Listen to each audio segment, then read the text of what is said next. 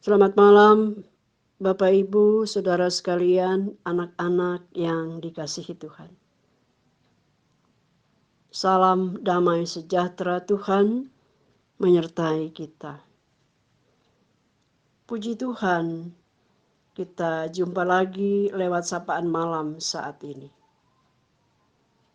Sebelum beristirahat, mari kita mengambil waktu sejenak bersama-sama untuk berdoa, membaca firman Tuhan, dan merenungkannya. Mari berdoa. Ya Bapa yang di surga yang kami sembah dalam Yesus Kristus Tuhan kami. Sabdamu adalah terang dan pelita di jalan hidup kami. Oleh karena itu kiranya Engkau membimbing kami dengan Roh-Mu yang kudus ketika kami membaca dan merenungkan firman-Mu dari dalam Alkitab. Berkenanlah Tuhan membuka telinga pikiran dan perasaan kami, agar ketika kami membaca firman-Mu, kami dapat menghayati dan memahami akan kehendak-Mu. Di dalam nama Tuhan Yesus kami berdoa. Amin. Pembacaan Alkitab malam hari ini terambil dari kitab Yesaya 27 ayat yang ke-12. Yang menyatakan, maka pada waktu itu Tuhan akan mengirik mulai dari sungai Efrat sampai sungai Mesir, dan kamu ini akan dikumpulkan satu demi satu, hai orang Israel. Demikian pembacaan Alkitab. Bapak, Ibu, saudara sekalian, anak-anak yang dikasihi Tuhan. Kita sering memahami keselamatan dalam dimensi persekutuan. Jarang sekali kita memahami bahwa keselamatan juga memiliki dimensi pribadi. Firman Tuhan mengatakan bahwa Tuhan mengurus umat-Nya satu berikut satu. Tuhan mengirik mulai dari sungai Efrat sampai sungai Mesir dan mengumpulkan umat-Nya satu persatu. Kata mengirik menunjukkan bahwa Tuhan mencari secara teliti dari tengah-tengah kerumunan manusia. Dari sanalah Tuhan mengumpulkan umat-Nya satu persatu. Ini bisa terjadi karena Tuhan mengetahui, Tuhan mengenal kita anak-anak-Nya satu demi satu. Setiap kita secara pribadi diperhatikan, dipikirkan, diurus, bahkan dirawat oleh Tuhan.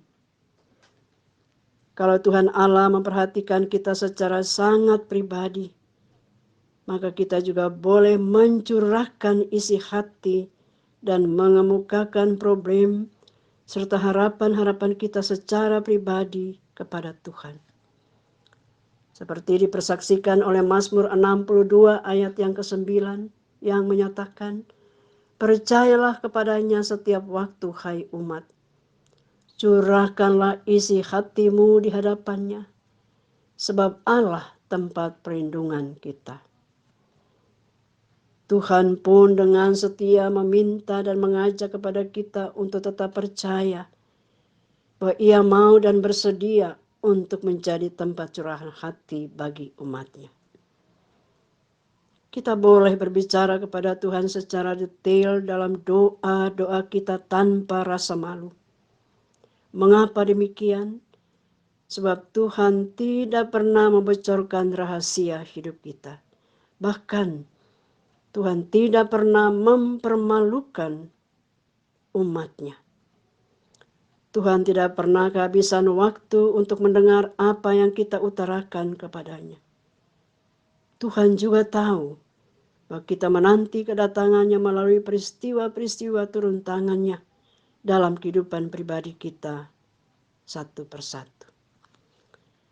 Bapak, Ibu, saudara sekalian, anak-anak yang dikasihi Tuhan, usai sudah kita berlelah sepanjang hari ini. Dan malam telah tiba memanggil kita untuk beristirahat setelah melakukan semua yang bisa kita kerjakan di hari ini. Mari mulai mengistirahatkan tubuh yang lelah dengan mengingat bahwa Tuhan memperhatikan, mengurus, merawat kita pribadi demi pribadi. Tuhan berjanji akan kembali untuk menjemput kita dalam kemuliaan. Kita mengingat dan merayakan janji-janjinya melalui karya-karyanya dalam tugas-tugas pekerjaan dan pelayanan-pelayanan kita. Kita harus melatih kepekaan diri untuk menghayati saat-saat di mana Tuhan hadir dan mendatangi kita melalui karyanya. Kalau tidak demikian, semua kebaikan dalam hidup kita hanya dipandang sebagai kebetulan atau keberuntungan. Sebagai anak-anak Tuhan, kesadaran akan kehadiran Tuhan membuat kita berbeda. Tuhan tetap hadir dan mengawal kita dalam istirahat malam ini. Sambil menjaga Tuhan yang kita sembah dalam Yesus Kristus sedang merancang berkat baru untuk hari esok bagi kita, pribadi demi pribadi. Amin. Bapak, Ibu, Saudara sekalian, anak-anak yang dikasihi Tuhan, mari berdoa. Ya Bapa yang Maha Kasih dan Maha Penyayang, kami berterima kasih dan bersyukur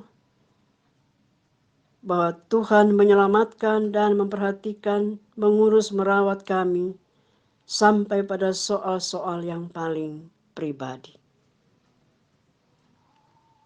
Kami malam hari ini mendoakan orang-orang sakit yang dirawat di rumah atau di rumah sakit. Kiranya Tuhan memberi kekuatan dalam pengharapan kepada mereka. Bagi keluarga-keluarga yang mengalami duka cita, Tuhanlah sang penghibur sejati bagi mereka. Para dokter-dokter dan perawat-perawat, kiranya Tuhan juga menjauhkan mereka dari sakit penyakit ketika mereka merawat orang-orang sakit. Berilah mereka sukacita hati dan semangat yang tinggi untuk terus mengabdi dan melayani tanpa pamrih. Kami mendoakan gereja-gereja Tuhan di muka bumi ini. Gereja GPIB Sibaot Bogor, para pelayan-pelayan Tuhan, diaken, penatua, pendeta, seluruh jemaat sektor 1 sampai 31. Tuhan, berilah mereka kekuatan percaya dalam iman yang hidup. Bahwa Tuhan sampai saat ini terus merawat, memperhatikan hidup dan kehidupan umat-Mu. Bangsa dan negara, pemerintah dari pusat sampai ke pelosok-pelosok, kiranya Tuhan memberi hikmat roh kebijaksanaan dan akal budi kepada mereka. Sehingga melalui sentuhan pelayanan, kedamaian, ketenangan, dan kesejahteraan dapat dinikmati oleh seluruh masyarakat dimanapun masyarakat berada. Ya Bapa yang kami sembah dalam Yesus Kristus, kami juga mohon ampun akan dosa dan kesalahan kami. Lalu kiranya damai sejahtera, perhatian, rawatan-Mu tetap menyertai kami dalam istirahat malam hari ini. Sehingga esok hari ketika kami bangun, kami kembali berterima kasih dan bersyukur bahwa hanya karena anugerah dan kemurahan Tuhan, kami boleh berada pada hari esok. Dalam nama Tuhan Yesus kami berdoa. Amin. Selamat malam, selamat beristirahat, Tuhan memberkati.